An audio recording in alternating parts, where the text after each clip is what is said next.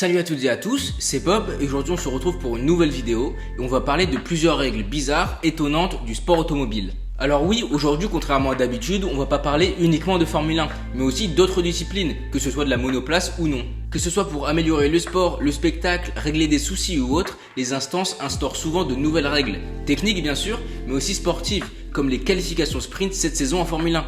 Et de temps en temps, les décisionnaires pètent vraiment un câble et mettent en place des règles vraiment bizarres, étonnantes. Aujourd'hui, on va en voir 6 et j'espère que ça va vous plaire. C'est parti!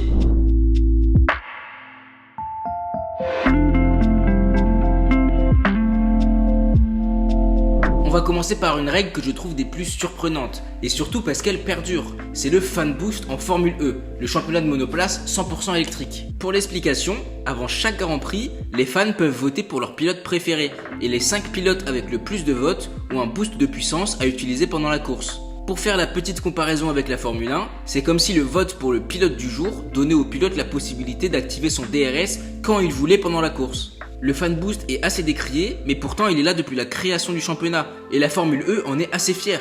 En soi, c'est cool d'avoir des initiatives différentes, mais le problème ici, c'est que c'est complètement superficiel. Donner la parole et le pouvoir aux fans, c'est beau, mais là ça influence complètement la course, et c'est artificiel. Mais bon, ils mettent beaucoup en avant le fait que les fans aient un réel impact sur la course, donc ça n'a pas l'air de vraiment les déranger.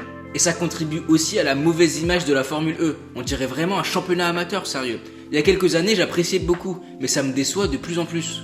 On va enchaîner avec une autre règle qui est là depuis assez longtemps maintenant, et dans une autre discipline, le rallycross. Pour la petite présentation, le rallycross c'est une discipline avec des voitures globalement similaires à des voitures de rallye, mais ici c'est des courses sur circuit, sur terre et asphalte. C'est des courses assez courtes, entre 4 à 6 pilotes et entre 4 à 6 tours. Donc ça va assez vite et c'est très impressionnant, j'aime beaucoup. Mais on en revient à la règle dont je voulais parler, celle du Joker Lap, le tour Joker. Alors le Joker Lap fait qu'une fois par course, les pilotes doivent prendre un virage un peu plus long que le virage de base, et les pilotes le prennent quand ils veulent durant la course. À première vue, c'est assez surprenant, mais c'est vraiment apprécié, parce que ça amène une dimension stratégique qu'il n'y aurait pas normalement pour des courses aussi courtes, et aussi ça amène du spectacle. En général, le Joker Lap fait perdre entre 2 et 4 secondes par rapport au virage de base, et il faut juger stratégiquement quand le prendre. Par exemple, on peut le prendre au premier tour pour avoir la voie libre ensuite et pouvoir attaquer. Ça, c'est souvent une stratégie quand les pilotes sont derniers au premier tour. Et les leaders attendent souvent le dernier tour pour prendre leur Joker Lap. Donc ça offre vraiment des stratégies très intéressantes et souvent les courses se dénouent à la toute fin. En Formule 1, ça pourrait être pas mal une règle comme ça. Des tours un peu plus longs pour purger une pénalité. Mais bon, question de sécurité, ça devrait être assez compliqué de le mettre en place, même si le MotoGP a quelque chose du genre, avec les longues laps.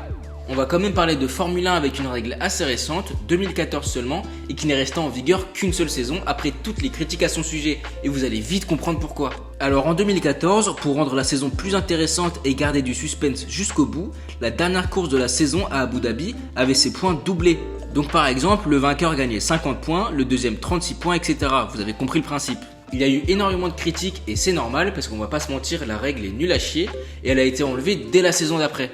C'est une règle complètement artificielle et clairement pas juste. De quel droit la course d'Abu Dhabi vaudrait plus que les autres? Et si un circuit devait donner plus de points que les autres, ce serait sûrement pas celui d'Abu Dhabi. C'est pas équitable et ça fausse les résultats.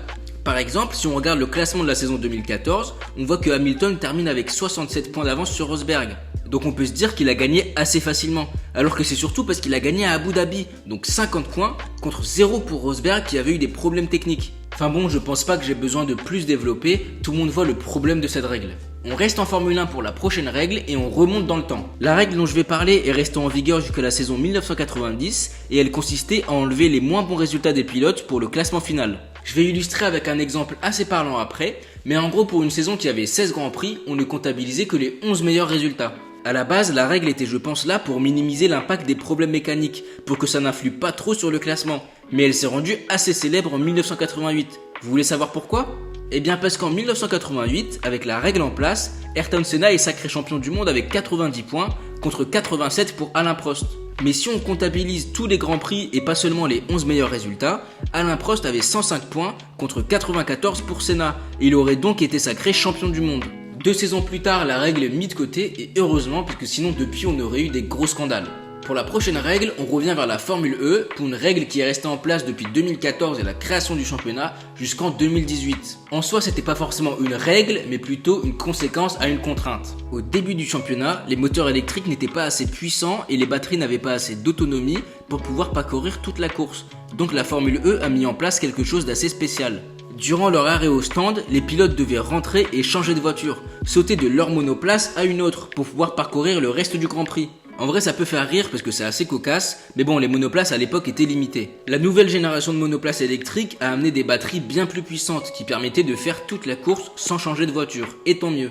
On va terminer par une règle et un nouveau système exclusif à la Formule E. Décidément, on en a beaucoup parlé aujourd'hui et on va parler de l'attack mode. Depuis quelques années, la Formule E a implanté ce système. J'aime beaucoup le concept, peut-être l'exécution un peu moins. Alors voilà comment ça se passe. Les pilotes ont la possibilité de bénéficier de l'attack mode qui est un surplus de puissance, un boost, mais pour ça, ils doivent passer par une zone hors trajectoire dans un virage bien précis.